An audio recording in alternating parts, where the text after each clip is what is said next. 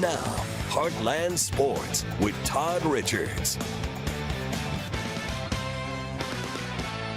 Hi again, everyone, and welcome to this Heartland Football Friday night. And we begin with a good one over at Kelly. The Hawks hosting the Malden Green Wave, and the fans, hey, enjoying a beautiful night. Grant Dade says thank you very much for that. He's been calling for this. Says, Todd, you're going to have some nice Football Friday weather to look forward to.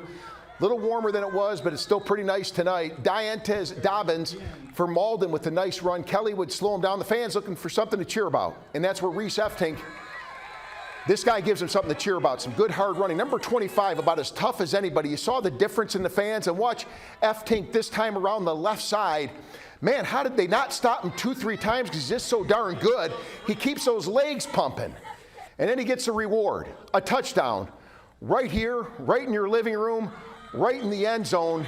And that's a nice score right there for Kelly. And then, watch this, a little trickery for him. They were up 7-0. They get the kickoff, and they did that a couple of times. They get the recovery. And I think you know what's coming, right? You just feel what's coming, and that is a Ryder Krause touchdown this time. Makes it 14-0 at last check in the second quarter. That's the score that we had, 14-0 Kelly in the second. All right, another big matchup, Poplar Bluff playing out there in Valley View, Arkansas. They actually had a little lightning for that game, a little delays out there. But how about the Jay Edmondson pass to Jai Soto? He picks up good yardage, and then he throws a touchdown pass. So Edmondson on target, gets that one to go right there.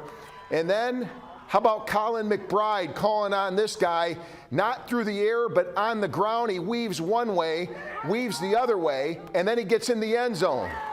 That, my friends, is a Poplar Bluff touchdown, 20-14 at halftime. Valley View with the lead in that game. Meanwhile, some really good news to pass along from Chaffee High School.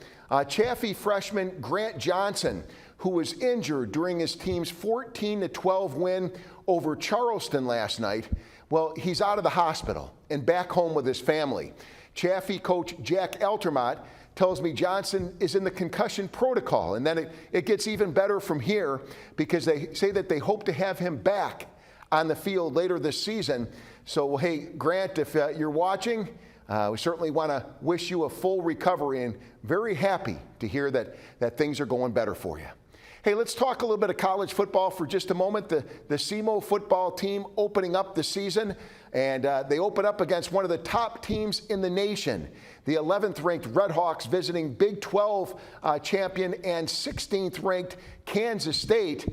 And by the way, hey, when you talk about Kansas State, before we go to the sound with Coach Tuke, I want to mention one thing.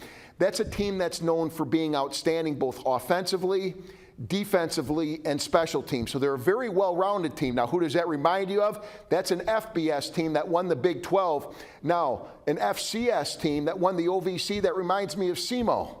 And that brings me to my next portion of the story. Coach Tuke, who says his team is excited for the opportunity.